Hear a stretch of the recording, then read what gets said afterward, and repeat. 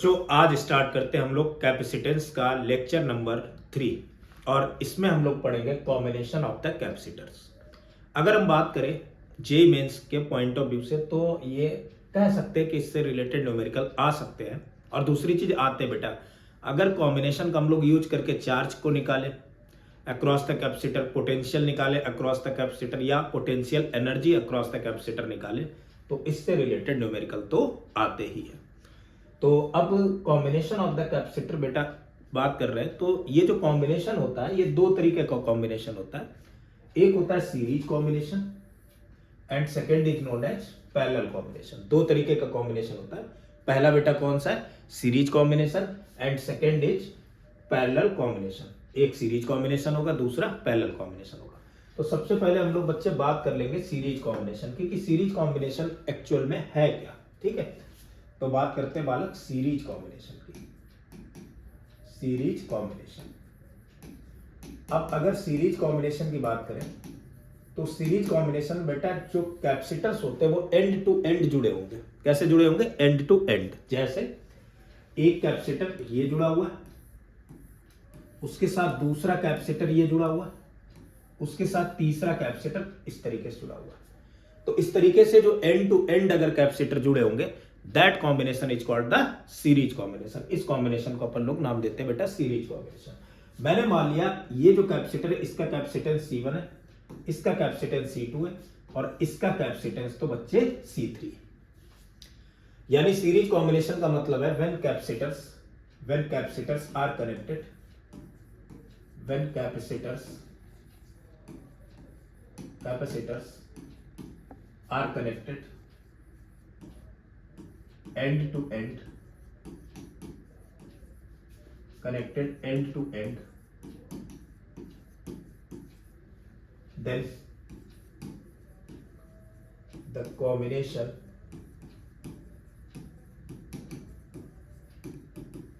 is called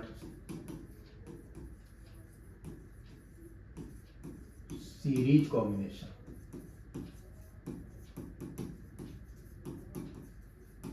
Then the combination is called series combination. और दूसरा ये कि अगर ये एंड टू एंड कनेक्टेड है तो ये कॉम्बिनेशन कैसा होता है बेटा? Series combination. और इसमें जो चार्ज होता है वो बेटा कैसा रहता है? Constant. And charge must be constant. Charge must be constant.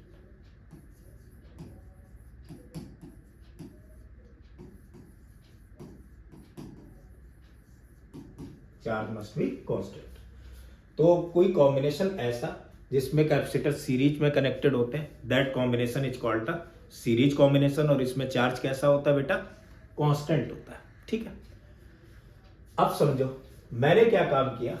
अगर मुझे इन दो पॉइंट्स के बीच में कैपेसिटेंस फाइंड आउट करना है तो मैं क्या बना दूंगा बेटा? इन दो को टर्मिनल बना दिया ए और बी, और ए और बी के बीच का फाइंड आउट करना है तो मैंने इन दोनों को एक बैटरी से कनेक्ट करा दिया लेट्स से।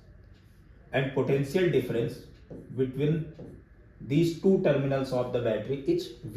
भाई मैंने ये नहीं कहा बैटरी का पोटेंशियल भी ना, पोटेंशियल डिफरेंस। ठीक है, इस बैटरी का पोटेंशियल डिफरेंस कितना हो गया बेटा? V हो गया। लेट से इधर चार्ज क्या चलेगा? Q चार्ज चलेगा किसी टाइम पर और यहाँ पर स्टोर हो जाएगा इन सब पर Q चार्ज। अब बच्चों दिमाग में आ रहा है सर ये Q चार्ज चल रहा है। अब चल रहा है तो तार है, कनेक्टेड है, और अगर तार है तो बच्चे R है। ये बात जान लो, अगर तार है तो आर है, मतलब बगैर रेजिस्टेंस के वायर हो ही नहीं सकता। अगर वायर है तो रेजिस्टेंस है, तार है तो आर है। अब अगर ये तार है यानी ये रेजिस्टेंस है इसमें, तो फिर सर मैं यहाँ रेजिस्टेंस को शो क्यों नहीं कर रहा हूं? बेटा देखो एक रीजन है। मैं इस कैपेसिटर चैप्टर को हम लोग पढ़ेंगे दो तरीके से।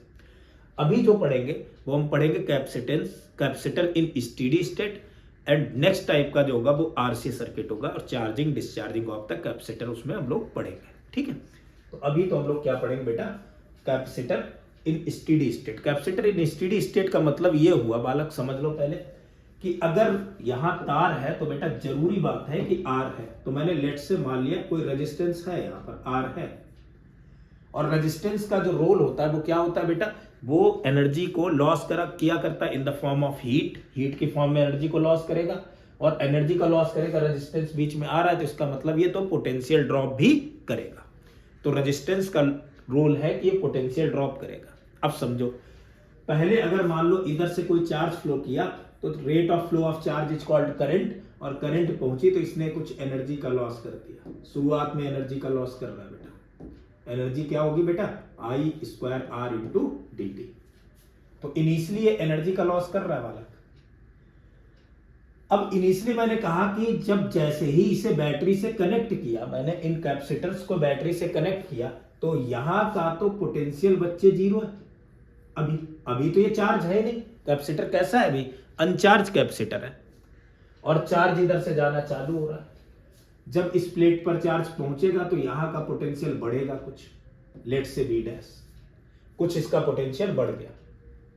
अब क्या होगा सर, अब जब पोटेंशियल इसका बढ़ेगा तो अब देखो बेटा, यहां से ऐसे करंट चल रही तो यहां पोटेंशियल ड्रॉप हो रहा है शुरू में।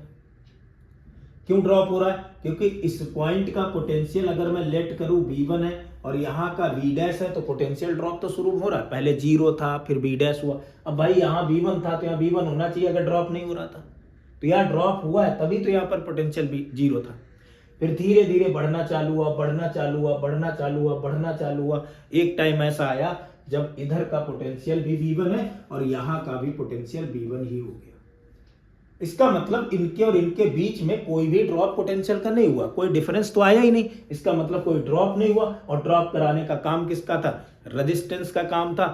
तो अब रेजिस्टेंस का रोल खत्म हो गया, लेकिन रेजिस्टेंस है, उसका रोल खत्म हो चुका। रोल खत्म हो चुका मतलब इसके अलावा कोई पोटेंशियल ड्रॉप नहीं हुआ। क्यों, क्योंकि जितना यहां पोटेंशियल उतना यहां पोटेंशियल।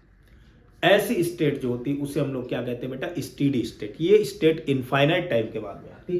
तो अभी जो हम लोग पढ़ेंगे वो कौन सी स्टेट पढ़ेंगे बेटा, स्टेडी स्टेट पढ़ेंगे। तो रेजिस्टेंस रहेगा, तार होगा तो वायर होगा, रेजिस्टेंस रहेगा, लेकिन उसका कोई रोल नहीं रहेगा। चलो, तो अब इधर से कोई चार्ज चला और चार्ज चलते चलते यहां पर पहुंचा। जैसे यहां पर चार्ज पहुंचा, इधर स्टोर हो गया, इधर स्टोर हो गया। तो अब अपन लोग क्या लिख सकते हैं बेटा, ध्यान देना, मैंने कहा यहां का पोटेंशियल बच्चे V1 और यहां का पोटेंशियल बच्चे V2, तो इनके बीच का जो पोटेंशियल डिफरेंस होगा दैट इज कितना है, B। तो क्या मैं B को V1 माइनस V2 लिख सकता हूं? मेरे बच्चे बोलेंगे सर बिल्कुल शौक से लिखिए, आप लिख ही सकते हैं, क्योंकि यहां पर पोटेंशियल डिफरेंस तो V1 माइनस V2 है। अब ये V1 माइनस V2, अब समझो जरा, जब ये पूरी तरीके से चार्जिंग हो चुकी है, इनफाइनाइट टाइम के बाद में ऐसी चार्जिंग होगी, तो इसी स्टेट को स्टेडी स्टेट कहते हैं। तो अभी अपन लोग को पहले स्टेडी स्टेट पढ़नी, फिर आरसी सर्किट पढ़ेंगे। तो जब यहां पर पोटेंशियल इसका V1 और माइनस V2 पोटेंशियल डिफरेंस है, तो इधर का V1 है तो यहां का भी बच्चे V1 हो गया। भाई ये तो डायरेक्ट कनेक्टेड है, तो रेजिस्टेंस का कोई रोल ही नहीं रहा। और अगर इधर का V2 है तो बच्चे यहां भी V2 हो गया। और मुझे अच्छे से पता है V1 माइनस V2 की वैल्यू तो V है, यानी V1 is greater than V2 है। अब सोचो जरा, यहां पर पोटेंशियल V1 था, घटते घटते घटते घटते पोटेंशियल यहां पर V2 हो गया। क्यों घटा और कितना घटा? तो बच्चे बोलेंगे सर यहां V1 था, यहां V2 था। जरूर ऐसा हुआ होगा कि ये जो कैपेसिटर्स हैं इन्होंने पोटेंशियल ड्रॉप किया है, और उतना ही ड्रॉप किया होगा जितना इनके बीच का डिफरेंस है। भाई जरूर ऐसा हुआ होगा, जो कैपेसिटर्स है इन्हीं ने पोटेंशियल ड्रॉप किया है, और उतना ही ड्रॉप किया है जितना इनके बीच का पोटेंशियल डिफरेंस है। तो ये बात तो सच है भाई, इनके और इनके बीच का। जैसे मैं ये कहूं कि मैं आपको मार्केट में भेज रहा हूं, मैं आपको दे रहा हूं 15 रुपए, और 15 रुपए लेकर के आप निकले, पहली शॉप आई आपने 2 रुपए ड्रॉप किए, दूसरी आई आपने 3 रुपए ड्रॉप किए, तीसरी आई आपने 5 रुपए ड्रॉप किए। तो आपके पास कितने बचे भाई, 10 तो ड्रॉप कर चुके, बचे कितने, 5। तो यार ये डिफरेंस जो आया है, कौन सा, जो 5 बचे, 15 माइनस 5 10, वो तो ड्रॉप के बराबर है। तो इसका मतलब इसमें जो डिफरेंस आया है वो इन सबके अलॉन्ग ड्रॉप जो होगा उसके बराबर होना चाहिए। अब मेरे ख्याल से बात समझ में आ गई। तो अब यार ड्रॉप लिख लेता हूं मैं। तो यानी इनके बीच का जो डिफरेंस है वो V1 माइनस V2 है, और V1 माइनस V2 तो है V2। इसके अक्रॉस ड्रॉप कितना होगा? बच्चा बोला सर इसके अक्रॉस जो ड्रॉप है वो लेट से V1 डैश है, इसके अक्रॉस V2 डैश है, और इसके अक्रॉस कितना है V3 डैश, तो ये डिफरेंस जो है वो किसके इक्वल होना चाहिए, V1 dash plus V2 dash plus V3 dash. अब तो B लिखने का तरीका मुझे पता है, क्योंकि चार्ज तो कांस्टेंट है सब पर, Q Q Q है, और ओवरऑल भी Q यहां से फ्लो कर रहा है, तो B की जगह बेटा लिखेंगे Q अपॉन में C। C क्या है, इन तीनों का इक्विवेलेंट कैपेसिटेंस है, इन तीनों को मिलाकर के अगर मैं एक कैपेसिटर बना रहा हूं तो उसका कैपेसिटेंस जो है वो C है। तो चार्ज क्या होगा, B equal to Q by C। तो B1 डैश की जगह बेटा क्या लिखेंगे, Q अपॉन में C1, B2 डैश की जगह Q अपॉन में C2 एंड B3 डैश की जगह तो Q अपॉन में C3। ये तो आ गया, मैंने Q से Q कैंसिल कर दिया, तो 1 अपॉन C इक्वल टू आ गया अपने पास में 1 upon C1 plus 1 upon C2 plus 1 upon में C3। मेरे ख्याल से इतनी कहानी मेरे प्यारे बच्चों को समझ में आ गई होगी, इसमें कोई दिक्कत नहीं होनी चाहिए। चलो अब ध्यान देते हैं, एक बच्चा बोले सर चार्ज तो यहां कांस्टेंट है, मुझे इंटरेस्ट है कि B1 डैश कैसे निकालूंगा। भाई मुझे निकालना है B1 डैश, अब मैं क्या करूं सर, यार कोई दिक्कत वाली बात नहीं, अपन लोग B1 डैश भी निकालेंगे। मेरे ख्याल में बच्चे ये बताओ जरा कि जो B की वैल्यू थी क्या वो Q बाई C थी। बच्चा बोलेगा हाँ सर ये तो Q बाई C थी, और Q तो कांस्टेंट था, तो यानी B is inversely proportional to C होगा। बच्चा बोलेगा बिल्कुल sir B is inversely proportional to C होगा।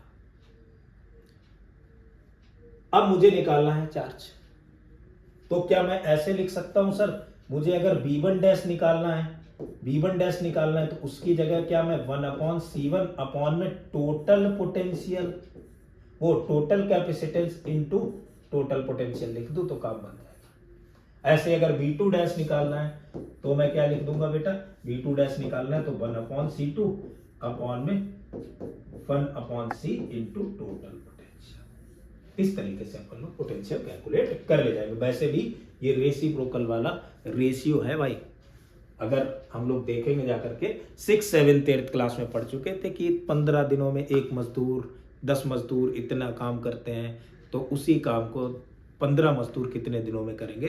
तो इनवर्स वाला जो प्रोपोर्शनलिटी रेशियो होता था, इनवर्स प्रोपोर्शनल वाला, बस वही यहाँ पर लगाएंगे, अभी आगे क्वेश्चंस में देखेंगे। तो मेरे ख्याल से बेटा ये सीरीज कॉम्बिनेशन की बात समझ में आ गई। मैं एक बार और बता दूं, सीरीज कॉम्बिनेशन में ये वाली प्लेट बेटा हायर पोटेंशियल पे मैं कहूंगा पॉजिटिव, ये इससे लोअर पोटेंशियल पे मैं कहूंगा इसको टर्मिनल दूंगा नेगेटिव।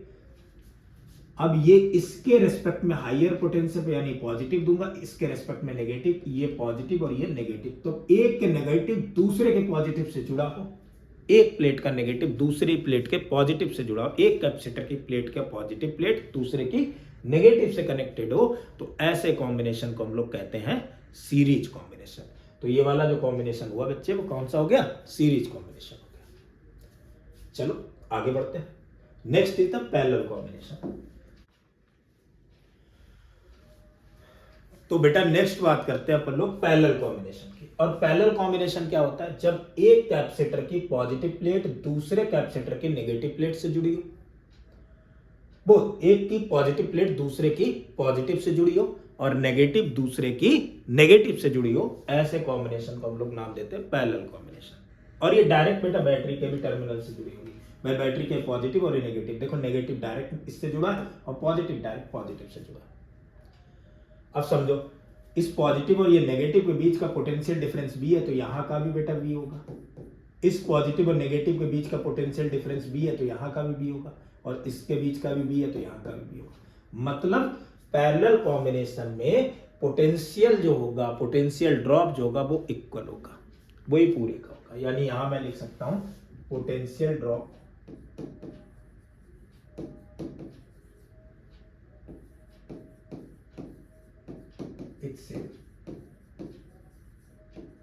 या पोटेंशियल ड्रॉप से होगा। क्या चीज डिवाइड हो रही है बच्चे, जब चार्जिंग हुई होगी ना कहीं पर, तो यहां से कभी Q चार्ज गया होगा, इधर कहीं स्टोर हो गया होगा Q1, दूसरे कैपेसिटर में स्टोर हो गया Q2, और तीसरे में तो मेरे बच्चे स्टोर हो गया होगा Q3। तो यहां पर चार्ज डिवाइड हुआ। अगर चार्ज डिवाइड हुआ तो अपन लोग लिखेंगे Q equal to Q1 plus Q2 plus Q3। यही तो आ गया। अब देखो बेटा चार्ज क्यू को मैंने कहा इनका जो इक्विवेलेंट कैपेसिटेंस बना वो क्या हो गया सी, तो क्यू को मैं लिखूंगा सी इंटू बी। बी मैंने क्यों लिखा भाई, बी तो सभी में सेम है, इसमें इसमें इसमें और पूरे का भी ओवरऑल का भी यही होना चाहिए, तो क्यू इक्वल टू क्या हो गया सी बी। भाई पूरे का भी यही होगा क्योंकि बैटरी से डायरेक्ट कनेक्टेड है, तो क्यू इक्वल टू क्या आ गया बच्चे सी बी। तो मैं Q1 को अगर लिखूंगा तो Q1 क्या होना चाहिए बालक, Q1 तो हो जाएगा C1B प्लस Q2 हो जाएगा C2B एंड Q3 हो जाएगा बच्चे C3B। ये बन गया। क्या काम करूं मैंने क्या किया बेटा, CB ऐसे लिखा, इधर से B कॉमन ले लिया, क्या बचेगा C1 plus C2 plus C3। B से तो B को मैंने उड़ा दिया, सो C की वैल्यू आ गई कितनी बच्चे, C1 plus C2 plus C3। ये इक्विवेलेंट कैपेसिटेंस आ गया। तो अगर पैरेलल कॉम्बिनेशन है तब इक्विवेलेंट कैपेसिटेंस क्या आएगा, C1 plus C2 plus C3। अगर सीरीज कॉम्बिनेशन है तब इक्विवेलेंट कैपेसिटेंस क्या आएगा बच्चे, 1/C equal to 1/C1 plus 1/C2 plus 1/C3। यहां तक बातें क्लियर है, कोई दिक्कत इसमें नहीं है। अब बात करता हूं मैं यहां पर चार्ज की। एक में चार्ज है बेटा Q1, दूसरे में Q2, तीसरे में स्टोर हुआ है Q3। अब मेरा इंटरेस्ट है कि सर मैं इसमें इंडिविजुअल चार्ज कितना स्टोर हुआ है मैं उसे निकालना चाहता हूं, काश मैं वो चीज निकाल पाता। निकाल लेंगे बच्चे, कोई बड़ी बात तो नहीं है। अगर मैं Q1 की बात करूं तो Q1 क्या होना चाहिए भाई, Q1 जो चार्ज होगा, ध्यान देना मैं अगर चार्ज की बात करूं तो Q इक्वल टू क्या होगा बेटा CB, यानी Q is directly proportional to the C। भाई Q किसके डायरेक्टली प्रोपोर्शनल है, C। क्यों मैंने डायरेक्टली प्रोपोर्शनल लिखा, क्योंकि B तो कांस्टेंट है। इसका मतलब टोटल जो चार्ज है Q, अगर मैं लिखूं टोटल चार्ज Q, अगर टोटल चार्ज Q है, अगर टोटल चार्ज Q है अपॉन में एक कैपेसिटर पर चार्ज बेटा Q1, तो क्या ये value total capacitance C upon में एक कैपेसिटर का कैपेसिटेंस C1 के इक्वल होगा। बच्चे कहें बिल्कुल सर है, क्योंकि Q directly proportional to C है, तो Q1 upon Q2 equal to C1 upon C2 होना चाहिए। तो अब देखो कहानी, क्या मैं इस Q1 को ऐसे लिख सकता हूं, क्या मैं इस Q1 को C1 upon C into total charge Q लिख सकता हूं? बच्चे बोले बिल्कुल सर लिख सकते हो, कोई दिक्कत वाली बात तो नहीं है। क्या मैं इस Q1 को ऐसे लिख सकता हूं, C1 अपॉन C की जगह लिखूं C1 plus C2 plus C3, अभी तो निकाला था, इंटू टोटल चार्ज। तो मतलब मुझे जिस कैपेसिटर के अलोंग चार्ज निकालना है उसका कैपेसिटेंस ऊपर रखेंगे, अपॉन में सबका सम रखेंगे, इनटू टोटल चार्ज रख देंगे, कैपेसिटेंस आ जाएगा, चार्ज आ जाएगा। ऐसे ही अगर मुझे Q2 निकालना होता बच्चे, तो अब बच्चे बोले बड़े प्यारे अंदाज में कि सर ये तो C2 अपॉन में C1 plus C2 plus C3 times of Q हो जाएगा। और मैं बोलूं भाई बताओ मुझे Q3 फाइंड आउट करना है, तो बच्चा बोले सर ये कौन सी बड़ी बात है, ये तो मेरे यहाँ सब्जी वाले को पता है कि C1 plus C2 plus C3 को अपॉन में रखेंगे और इनटू टोटल चार्ज कर देंगे। मेरे ख्याल से ये सारी कहानी समझ में आ गई होगी। तो मुझे क्या क्या पता लग गया बेटा, एक तो टोटल चार्ज निकालना समझ में आ गया, दूसरा क्या निकालना समझ में आ गया, पोटेंशियल अलग निकालना समझ में आ गया, और इक्विवेलेंट कैपेसिटेंस निकालना भी समझ में आ गया। चलो एक दो न्यूमेरिकल की हेल्प से इस चीज को देखते हैं, ध्यान देते हैं बच्चे। मान लो अपने पास में ये कोई सर्किट है, ऐसे ये कोई सर्किट है,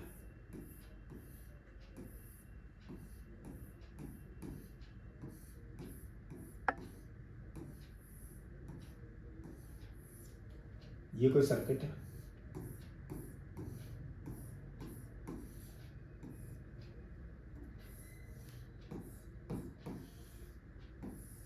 ये यहां पोटेंशियल दे रखा बेटा 12 वोल्ट, इसका कैपेसिटेंस है 3 माइक्रोफैरेड, इसका कैपेसिटेंस है बच्चे 6 माइक्रोफैरेड, इसका कैपेसिटेंस है 2 माइक्रोफैरेड, और यहां का कैपेसिटेंस भी है 3 माइक्रोफैरेड, और इधर का भी है बच्चे 6 माइक्रोफैरेड। ऐसे दे रखा, ये दे रखा, ये सर्किट है सारे के सारे स्टेडी स्टेट में। तो मैं लिख देता हूं इन steady state, in steady state. Steady state का मतलब बेटा समझ गया होगा कि यार रेजिस्टेंस तो है लेकिन उसका कोई रोल नहीं है। इन्फिनिटी टाइम के बाद में कैपेसिटर पूरी तरीके से चार्ज हो चुके हैं। अब पोटेंशियल डिफरेंस जो है वो ये जो वायर है यहाँ कोई नहीं आएगा, उधर रेजिस्टेंस का कोई रोल नहीं। अगर आएगा भी तो आप रेजिस्टेंस को मानोगे नहीं, शॉर्ट सर्किट कर दोगे। तो in steady state, in steady state find charge comma potential, find charge comma potential and equivalent capacitance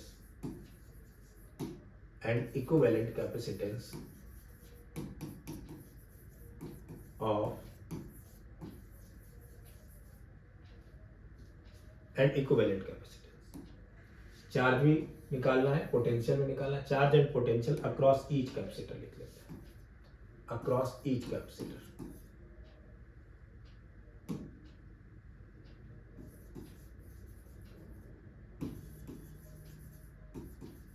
each capacitor.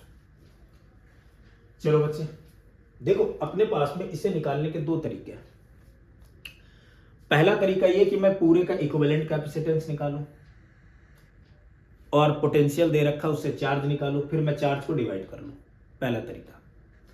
तो पहला तरीका बेटा ये है कि मैं पूरे का इक्विवेलेंट कैपेसिटेंस निकालूं। अब इक्विवेलेंट कैपेसिटेंस बेटा कैसे निकालेंगे समझो, ध्यान दो।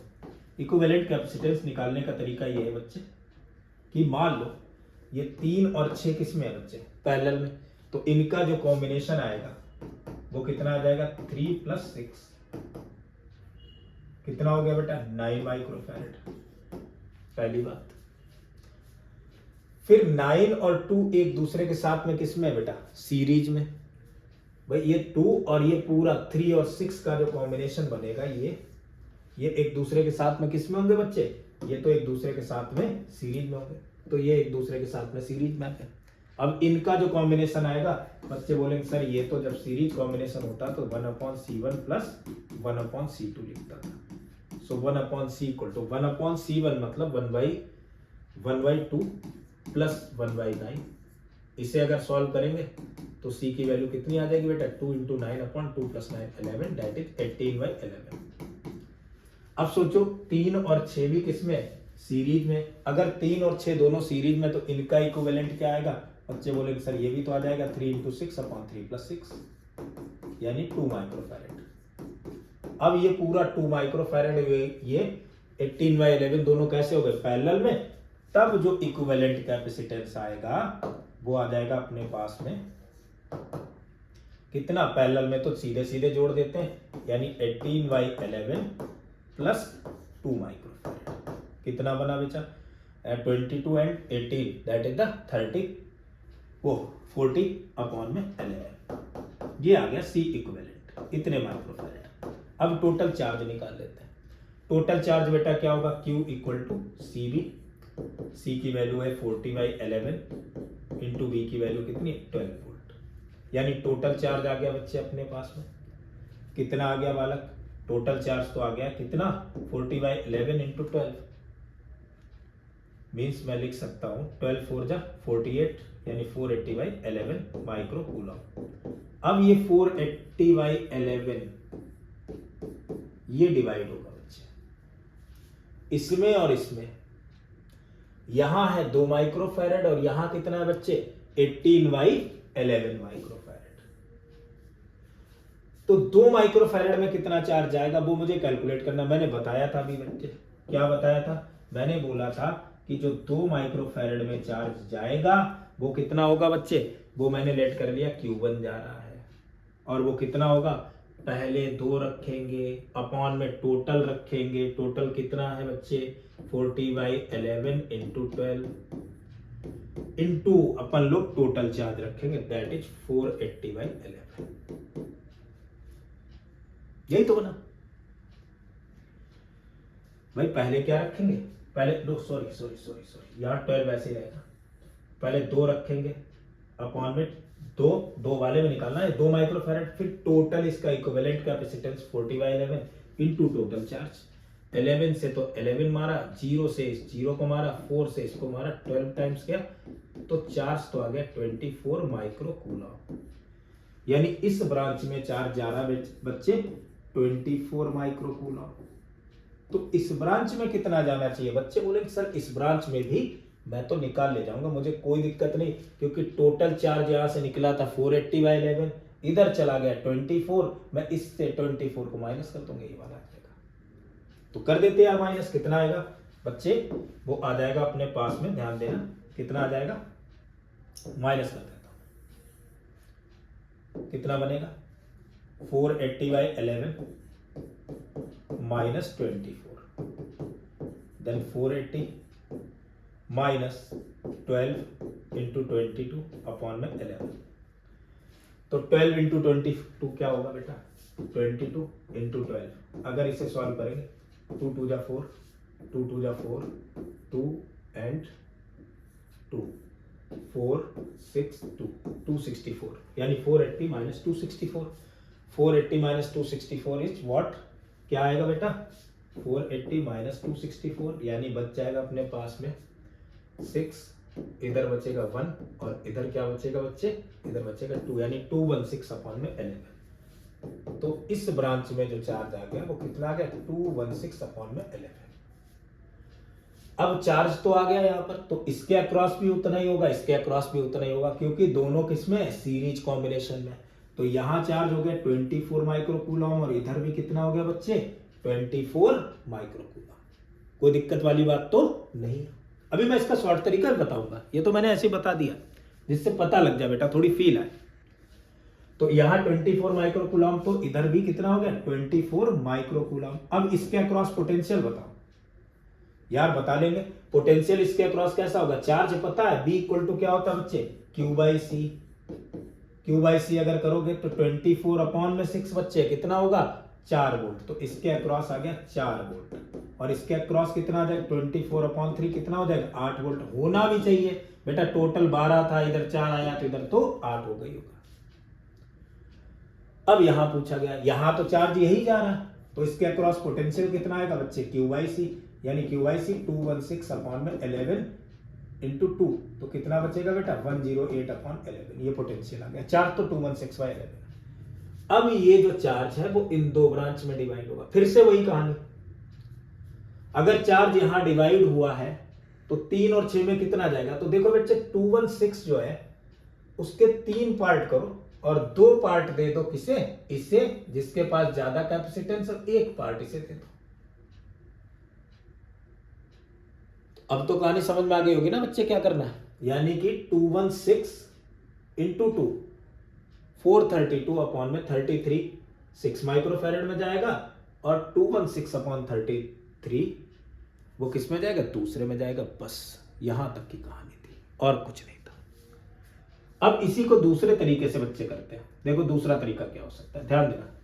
मैं अगर इसी चीज को कहूं कि मुझे तो ऐसे नहीं करना, मुझे थोड़ा सा सर शॉर्ट बताओ, ये तो चलो आपने सिखाई बात है कि कैपेसिटेंस पहले निकालो फिर ये काम करो।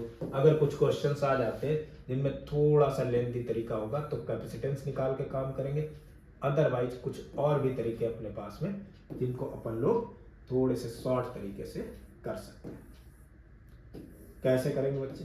ध्यान देना, ये तो बहुत सस्ता न्यूमेरिकल है ना, तो आराम से कर लेंगे थोड़े शॉर्ट में। 6 माइक्रोफैरेड, ये 3 माइक्रोफैरेड, बाकी सारी चीजें ठीक बेटा। 12 वोल्ट है, समझो। अब मैं दूसरे तरीके से स्टार्ट कर रहा हूं, अब मैं वोल्टेज से स्टार्ट करूंगा। ये 12 वोल्ट है, तो 12 वोल्ट पोटेंशियल जो है बेटा इस पूरे ब्रांच के अलोंग भी होगा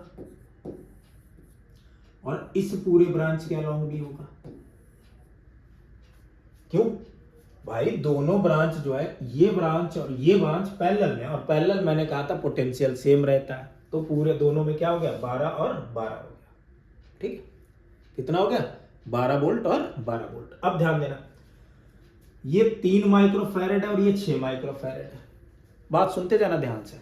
मैं अगर 3 माइक्रोफैरेड और 6 माइक्रोफैरेड की बात करूं तो Q इक्वल टू होता है CV, मैं केवल इस ब्रांच की बात कर रहा हूं, ये ब्रांच में ये दोनों कैपेसिटर सीरीज में है, तो Q कैसा रहेगा, कांस्टेंट। तो B जो है वो इनवर्सली प्रोपोर्शनल टू C होगा। पोटेंशियल उसके अलोंग ज्यादा जिसका कैपेसिटेंस कम। अब भाई 3 और 6 में किसका कम है? बच्चे बोलेंगे सर ये तो 3 माइक्रोफैरेड का जो पोटेंशियल है वो तो कम आ रहा है, 6 का थोड़ी ना कम है, 3 माइक्रोफैरेड का पोटेंशियल कम है। तो अगर 3 माइक्रोफैरेड का पोटेंशियल कम है तो इसके अलोंग क्या होना चाहिए? तो इसके अलोंग बच्चे बोलेंगे सर बड़े आराम से निकालूंगा, 3 और 6 दे रखा है, 3 माइक्रोफैरेड के अलोंग जो कैपेसिटेंस आ जाएगा वो पोटेंशियल आएगा। मैं इन 3 और 6 का रेशियो निकालना चाहता हूं। सर मेरे दिमाग में एक आइडिया घूम रहा है कि मैं इनका रेशियो निकाल लूं, और 3 और 6 का रेशियो तो बेटा 1:2 है। 1:2 मतलब इन दोनों को जोड़ दो आप, कितना आ गया 3। इस 12 के 3 भाग करो, कितने? 4, 4 और 4। किसके अलोंग ज्यादा? 3 के अलोंग। तो इनका रेशियो 1 और 2 का, इसमें 2 पार्ट भेजो और इसमें 1 पार्ट, यानी कि 4 और 4 2 पार्ट इधर भेजे, तो इसके अलोंग कितना आ जाएगा बेटा? 8 वोल्ट। और इसके अलोंग कितना आ जाएगा? 4 वोल्ट। ये कहानी हो गई खत्म।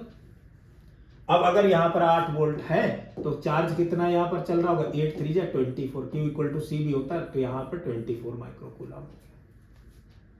ऐसे ही 6 4 जा कितना होगा? 24, तो यहां पर भी 24 माइक्रोकूलम इधर से चल रहा है। ऐसे ही कहानी इधर है। अब ये 2 है और इसका इक्विवेलेंट बेटा कितना आया था? 9 आया था। तो किसके अलोंग ज्यादा होगा? बच्चे बोलेंगे सर जिसका कैपेसिटेंस कम उसके अलोंग ज्यादा। अब 2 और 9 में कौन कम है? बच्चा बोले सर 2 और 9 में तो 2 कम है, 9 ज्यादा है, तो 2 के अलोंग ज्यादा होना चाहिए। और 2 और 9 जो होते हैं उनका रेशियो भी 2 और 9 ही आएगा, तो ये टोटल हो गया 11। इसके मैं 11 पार्ट करूंगा, कितने बेटा? 11। तो 12 का 11th पार्ट कितना हो गया? 12/11। कितने पार्ट में इसे भेजूं? इसे भेजूंगा 9 पार्ट और इसे भेजूंगा 2 पार्ट। तो इसके अलोंग जो पोटेंशियल आ जाएगा, यहां 9 पार्ट जा रहे हैं, यानी 12 9 जा। और मेरे बच्चे अच्छे से जानते हैं कि 12 9 जा तो कितना होता है बच्चे? 108। तो यहां पर आ जाएगा पोटेंशियल 108/11 वोल्ट। और इधर कितना हो जाएगा? इधर 2 पार्ट केवल भेजे तो 24/11 वोल्ट। अब बात आ रही चार्ज सर्वर, निकाल दो काम बन जाएगा। तो यार चार्ज निकालने में कोई दिक्कत नहीं, Q इक्वल टू क्या होता है? CB, तो इसका 2 से मल्टीप्लाई करो, कितना आ जाएगा? 216/11। यही तो निकाला था यार, मेरे ख्याल से यही बात तो आई थी। तो ऐसे ही इनके अक्रॉस भी चार्ज निकालोगे, इसका मल्टीप्लाई करोगे, 24 3 जा कितना हो जाएगा बेटा? 72/11 माइक्रोकूलम। और इसका भी 6 से मल्टीप्लाई करोगे तो 144/11 माइक्रोकूलम। बन गई बात। तो दोनों जुड़ करके यहां पर चार्ज कितना आ जाएगा? 216/11। और इधर से अगर निकालेंगे जाकर तो ये भी जुड़ेगा और ये भी जुड़ेगा, तो इधर टोटल चार्ज कितना आ जाएगा? दोनों को जोड़ देंगे और दोनों को जोड़ेंगे तो बन जाएगा 11 × 24 + 216, यानी कि जो पहले आया था मे भी कितना था बेटा? 400 समथिंग जो था वो आ जाएगा चार्ज। मेरे ख्याल से इतनी बात बच्चों को समझ में आ गई होगी। और ऐसे ही टोटल चार्ज आएगा तो C = Q/V कर देंगे, अपने को तो पोटेंशियल भी, वो इक्विवेलेंट कैपेसिटेंस भी पता लग जाएगा। तो ये भी एक तरीका था कैलकुलेट करने का। तो दोनों तरीके से अपन लोग कैलकुलेशन कर सकते हैं। आगे बढ़ते बच्चा, अब बात आगे ऐसे इक्विवेलेंट कैपेसिटेंस निकालने की थोड़ी सी कर लेते हैं कि किस तरीके से क्वेश्चंस इक्विवेलेंट कैपेसिटेंस के ऊपर बना करते हैं निकालने के लिए। समझो भाई, मान लो अपने पास में बेटा ये A है, इधर से चले, यहां कैपेसिटेंस है C, अगेन इधर चले,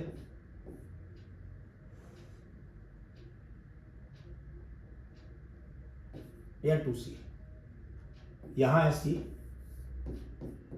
यहां पर भी है C, और फिर इधर है C, फिर इधर है बेटा 2C, इधर है 2C, और ये है point B। Then find equivalent capacitance between A and B find equivalent capacitance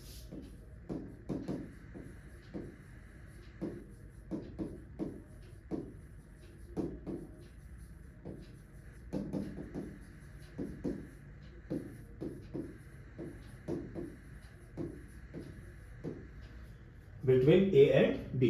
तो ए और बी के बीच में इक्विवेलेंट कैपेसिटेंस बच्चे फाइंड आउट करना। यार निकाल लेंगे ये भी। कैसे, ध्यान दो। मैं अगर कहूं ए और बी के बीच में मुझे इक्विवेलेंट कैपेसिटेंस फाइंड आउट करना है, तो मैं इसे मान ले रहा हूं ए और ये हो गया बेटा बी। अगर ये बी है तो ये भी बी और ये वाला क्या हो गया ए। ये भी है तो ये भी बी है। ये वाला कोई और पॉइंट है दैट इज एक्स और ये भी है तो ये भी बी है। मैंने इसका नाम भी क्यों रखा बच्चे? मैंने इसका इसलिए नाम भी रखा क्योंकि ये डायरेक्ट कनेक्ट है इसको, और जब ये इससे डायरेक्ट कनेक्ट होगा तो इन दोनों का पोटेंशियल भी क्या होगा, सेम। और मेरा एक तरीका ये है कि मैं सेम पोटेंशियल वालों को तो सेम नाम दूंगा, मैं सेम पोटेंशियल वालों को सेम नाम दे दूंगा। तो मैंने इसे भी नाम भी दे दिया, इसे भी दे दिया, इसे भी दे दिया। अब क्या किया जाए? अब एक काम करते बच्चे, ए से बी जाने का जो रास्ता है वो कुछ ऐसा है। ए से बी जाने का जो रास्ता है वो कुछ ऐसा है, इस तरीके से। देखो बच्चे कैसा, ये 2c और ये 2c और ये b है। तो ए से बी जा रहे हैं, 2 बार मुझे 2c मिला, ले 2c और ले 2c 2 बार। फिर ए से बी जाने का एक रास्ता देखो, ये रहा, एक बार मुझे c मिला।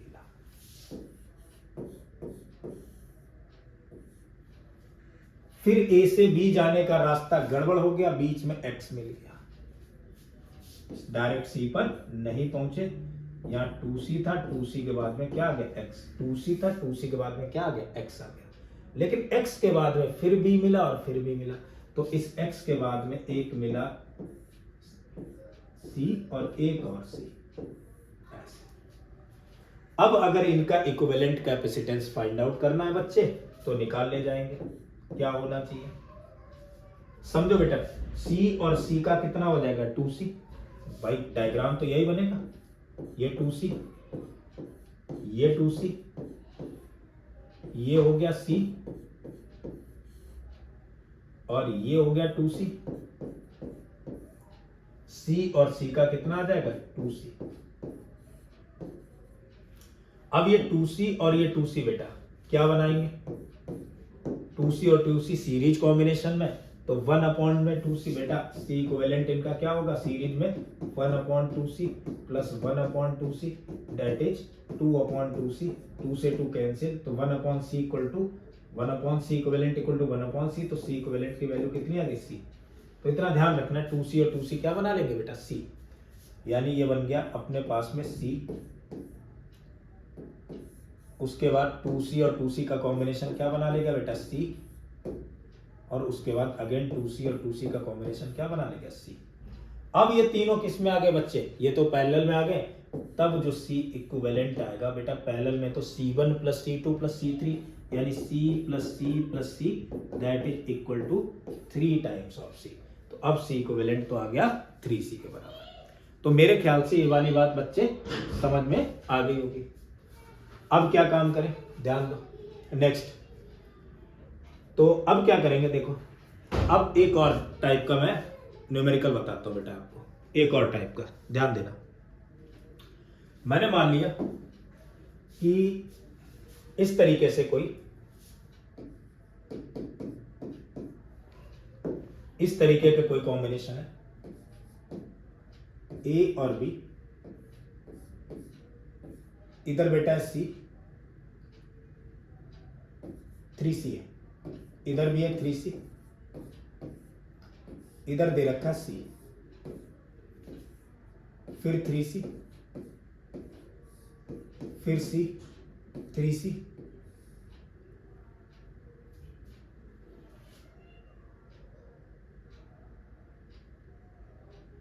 ना एक काम करते हैं,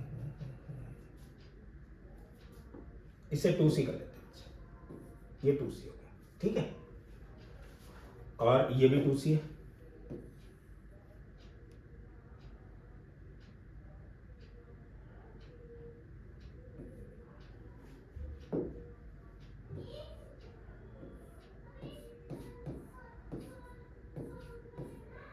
ये 3c हो गया, ठीक है। उसके बाद में इधर बेटा ऐसे अगेन मैंने बना दिया, ये हो गया 3c, ये हो गया 3c, और सॉरी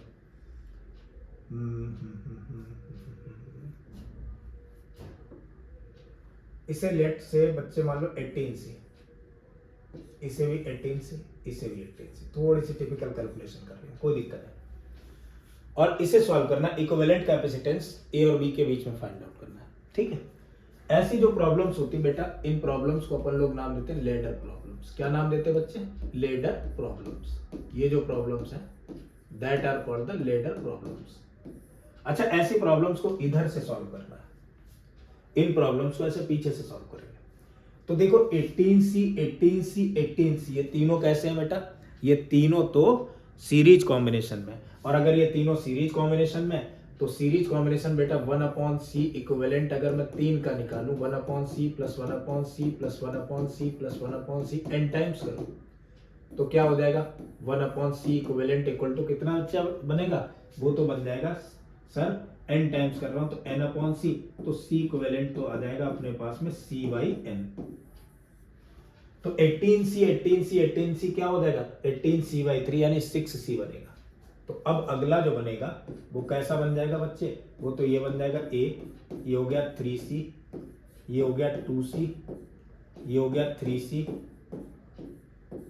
और इधर फिर से आ गया 3c, ये हो गया 3c, ये हो गया 3c, और ये वाली जो वैल्यू बनी वो कितनी बन गई बच्चे? 18c/3 यानी कि 6c, ये बन गया। अब बेटा ये 6c और 3c कैसे हैं? पैरेलल कॉम्बिनेशन में, तो फिर इन्हें सॉल्व करेंगे ऐसी लेडर प्रॉब्लम में। तो इन्हें सॉल्व करेंगे 6c और 3c बेटा, इनका कॉम्बिनेशन पैरेलल है तो सीधे सीधे जोड़ देंगे, तो 6 और 3 कितना बन जाएगा बच्चे? 9c हो जाएगा। तो अब बन गया क्या? a, यहां हो गया बच्चे 3c, अगेन हो गया ये 2c, अगेन ये हो गया 3c, ये हो गया b, और ये वाली जो वैल्यू हो गई फिर से 3c, ये 3c, और ये बन गया अपना 9c। अब ये 3c और 9c किसमें बेटा? सीरीज कॉम्बिनेशन में, तो इनका सीरीज कॉम्बिनेशन निकाल लो। क्या करेंगे? 1/c इक्वल टू 1/c1 यानी 1/3 प्लस 1/3 प्लस 1/9, तो एलसीएम तो हो गया बच्चे 9, 2 प्लस 2 प्लस 1, ओ 3 प्लस 3 प्लस 6 प्लस 1 7, 7/9, तो c की वैल्यू कितनी आ गई? 9/7। तो अब ये इनका जो इक्विवेलेंट आ गया वो तो 9/7 आ गया। मतलब ऐसे बना a, ये 3c, ये 2c, ये 3c, और ये बन गया बच्चे 9/7c। अब बेटा देखो ये 9/7c और 2c किसमें? ये फिर से अगेन आ गए बच्चे पैरेलल कॉम्बिनेशन में, तो पैरेलल में आ गए, इनका सबका सीधे सीधे सम करोगे यानी 9/7 प्लस 2 दैट इज 14 प्लस 9 23/7। तो अगला बन गया बच्चे कितना? 3c, 23/7c and 3c। अब ये तीनों किस में आ गए? a और b के बीच में। तीनों ही बेटा ऐसे आ रहे हैं, एक दूसरे से ऐसे डायरेक्ट कनेक्टेड है, तो तीनों किस में हो गए? सीरीज कॉम्बिनेशन में, एंड टू एंड कनेक्टेड है। तो सीरीज कॉम्बिनेशन में, अब सीरीज में क्या करते थे बेटा? 1/c equivalent equal to 1/c plus 1/c2 plus 1/c3, यानी 1/3 प्लस 1/3 प्लस 7/23। तो एलसीएम बेटा इसका कितना हो जाएगा? 23, 3 जा 69, इधर होगा 23 प्लस 23 कितना हो गया बेटा? 46 and 21, 46 and 21 that is equal to the 47 and 20 67। ये 1/c आ गया, तो c इक्विवेलेंट की तो वैल्यू आ गई बच्चे, c इक्विवेलेंट आ जाएगा 69/67c, ये बन गया। तो मेरे ख्याल से लेडर प्रॉब्लम समझ में आ गई होगी कैसे बेटा सॉल्व करते हैं। पहले इधर से सॉल्व करना चालू करेंगे, इनको सीरीज में माना, इनकी प्रॉब्लम्स निकाले, फिर ये जो इनका इक्विवेलेंट आ गया वो दोनों एक दूसरे के साथ क्या हो गए, पैरेलल। फिर जो इनका इक्विवेलेंट आ गया वो तीनों क्या हो गए, सीरीज। फिर इनका इक्विवेलेंट आ गया वो दोनों क्या हो गए, पैरेलल। फिर अगेन किस में आ गए, सीरीज में, और इक्विवेलेंट फाइंड आउट कर लिया। मेरे ख्याल से बात समझ में आ गई होगी। अगली नेक्स्ट अगर हम लोग प्रॉब्लम की बात करें बेटा, तो अगर इसी लेटर को अपन लोग इनफाइनाइट तक लेकर के जाए, इन्फिनिटी तक लेकर के जाते हैं, तो अगली है इनफाइनाइट लेटर। मतलब ए है, ये पॉइंट बी है, यहां पर बच्चे 1 माइक्रोफैरेड है, अगेन ये 1 माइक्रोफैरेड है, उसके बाद ये 1 माइक्रोफैरेड है, उसके बाद अगेन 1 माइक्रोफैरेड है, ये भी 1 है, ये भी 1 है, फिर ये 1 माइक्रोफैरेड है, 1 माइक्रोफैरेड है, ये भी है, और ऐसे चलते चलते चलते चलते इन्फिनिटी तक पहुंच गए। ये सारी 1 माइक्रोफैरेड है।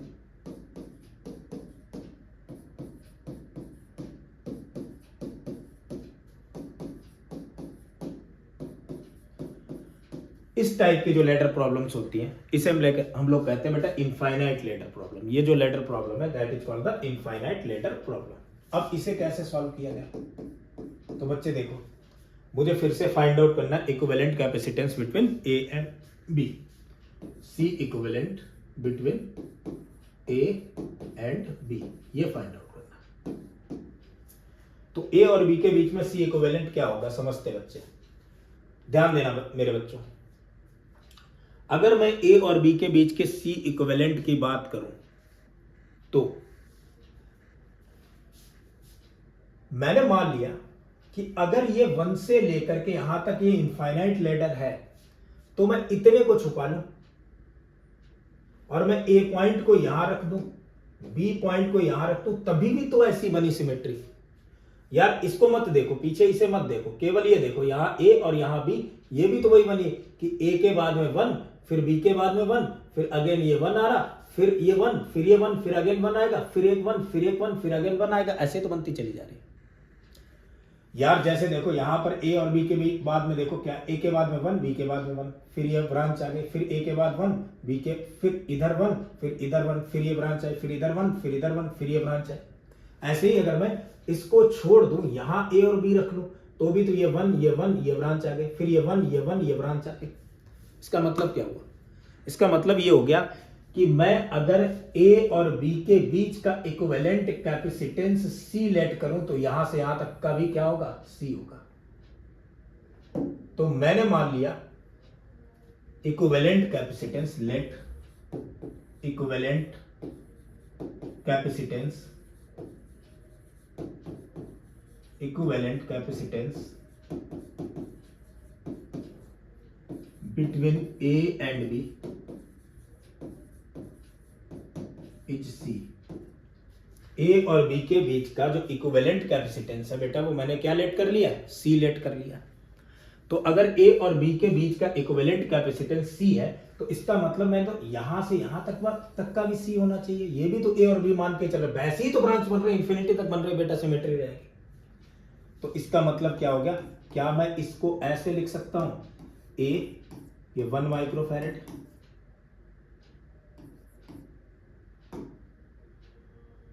उसके बाद में दूसरा ये 1, फिर ये 1, और फिर इस पूरे का मैंने लेट कर लिया सी।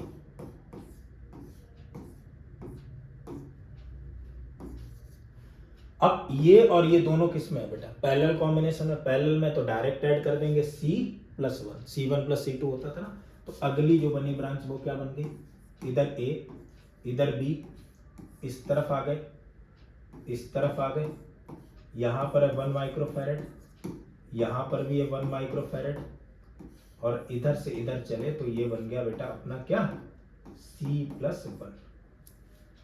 अब देखो बच्चे, ए बी और इसमें देखो तीनों किसमें, ये और ये तीनों किसमें बेटा, सीरीज कॉम्बिनेशन में। और अगर तीनों सीरीज में, तो इनका इक्विवेलेंट क्या होगा बच्चे, सीरीज कॉम्बिनेशन का तो इक्विवेलेंट होता था 1/c = 1/c1 + 1/c2 + 1/c3। अब बच्चों के दिमाग में आया, सर एक काम करो, आपने इसे सी क्यों लिखा? बेटा मैंने तो लेट ही किया था, ए और बी के बीच में सी है। भाई अगर मैं इसे भूल जाता तो क्या ये इनफाइनाइट नहीं थी और उसी की जैसी नहीं थी? इनफाइनाइट का मतलब एक सीरीज और आगे ले गए। तो अगर ये C है, ये पूरी C है, तो ये भी C हुई, तो इनका इक्विवेलेंट तो C है। तो 1/c इक्वल टू क्या हो गया? 1/1 प्लस 1/1 प्लस 1 अपॉन में C प्लस 1।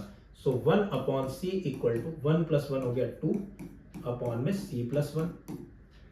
इसे और कैलकुलेट करेंगे, सो 1/c इक्वल टू एलसीएम आ गया बेटा C प्लस 1, इसका मल्टीप्लाई करेंगे यानी 2c प्लस 2 प्लस 1, यानी 1/c equal to 2c plus 3 upon C plus 1। इसका इससे मल्टीप्लाई, इसका इससे मल्टीप्लाई, तो C प्लस 1 इक्वल टू इसका मल्टीप्लाई करोगे बेटा 2c स्क्वायर प्लस 3c, इसे इधर लेके आओगे तो 2c square plus 3c minus c minus 1 equal to 0, यानी 2c square plus 2c minus 1 equal to 0।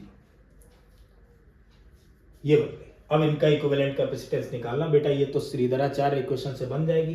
क्या लिखेंगे? C equal to minus B, यानी कि -2 plus minus under root of B square minus 4ac। B square means बेटा B square means 2 का square यानी 4 plus 4ac, 4 2 जा 8 upon में 2 into 2, 4 2 जा 8, that means -2 plus minus under root of 12 को क्या लिखेंगे बेटा? 2√3 अपॉन में 2 इंटू 2, एक 2 से 2 कैंसिल।